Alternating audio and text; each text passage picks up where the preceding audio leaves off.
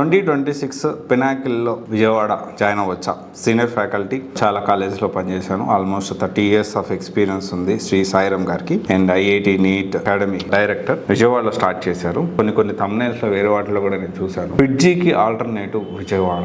ఇక కార్పొరేట్ కాలేజీని తలదన్నేలాగా విజయవాడలో పినాకిల్ స్టార్ట్ చేశారు అనే విధంగా మాట్లాడుతూ వచ్చారు. సో చాలా మంది ఫిడ్జీ ఇంకా పనికిరాదు, ఫిడ్జీకి ఆల్టర్నేటివ్ వచ్చేసింది, అందరు పినాకిల్లోనే జాయిన్ అవ్వండి అన్నట్టు మాట్లాడుతూ ఉన్నారు కొన్ని దగ్గర. సో నేను ఇక్కడ ఒకటే విషయం అంటే, ఫిడ్జీలో లాగా సగంలో స్టూడెంట్స్ని వదిలేసిపోతారా? ఫిడ్జీలో లాగా స్టూడెంట్స్ లైఫ్ని గాలికి వదిలేస్తారా? ఫిడ్జీలో లాగా దానికి సంబంధించిన ఫ్యాకల్టీ సగంలో ఊరికి ఫ్రీక్వెంట్లీ చేంజ్ జరుగుతుందా? ఫిడ్జీలో లాగా ఫ్యాకల్టీ డబ్బుల గురించి దాని గురించి ఇష్యూస్ వచ్చి సగంలో వదిలేసిపోతారా? ఇదేంట్లో కంపారిజన్? ఫిడ్జీ డెఫినెట్లీ ఎవరు ఒప్పుకోకపోయినా ఐఎమ్ నాట్ సపోర్టింగ్ ఫిడ్జీ. జనరల్గా ఫిడ్జీకి నేను సపోర్ట్ చేయట్లేదు, కానీ టు బి ఫ్రాంక్ మనం మాట్లాడుకుంటే ఫిడ్జీ దేనికి ఫేమస్ అంటే, ఫిడ్జీ వచ్చేసి మంచి ఫ్యాకల్టీకి, quality మెటీరియల్కి famous.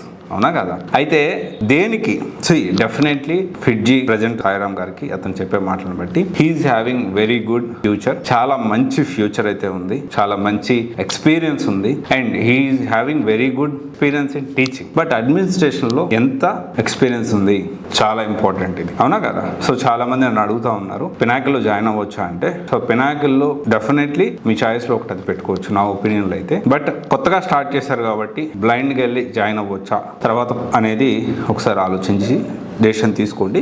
But I strongly recommend విజయవాడలో డెఫినెట్లీ ఎప్పుడైనా కానీ బిజినెస్ మ్యాన్, ఒక టీచర్, ఒక కాలేజ్ కానీ ఒక ఇన్స్టిట్యూషన్స్ కానీ పెడితే ఖచ్చితంగా సక్సెస్ అవుతుంది. బట్ ఫ్రాంచైజీలు తీసుకున్న బిజినెస్ మ్యాన్లు పెడితే మాత్రం అది విద్య కంప్లీట్లీ ఇప్పుడు ప్రజెంట్ ఉన్న సిచ్యువేషన్లో ఎడ్యుకేషన్ అనేది కమర్షియల్ అయిపోయింది. బట్ స్టిల్ టీచర్ రన్ చేస్తే పిల్లవాడి గురించి ఖచ్చితంగా పిల్లల గురించి ఆలోచిస్తారు. ఓకే, సో నాకైతే మంచి ఒపీనియనే ఉంది. బట్ ఎంతవరకు అడ్మినిస్ట్రేషన్ సక్సెస్ అవుతుంది అనేది వేచి చూడాల్సిందే. Thank you.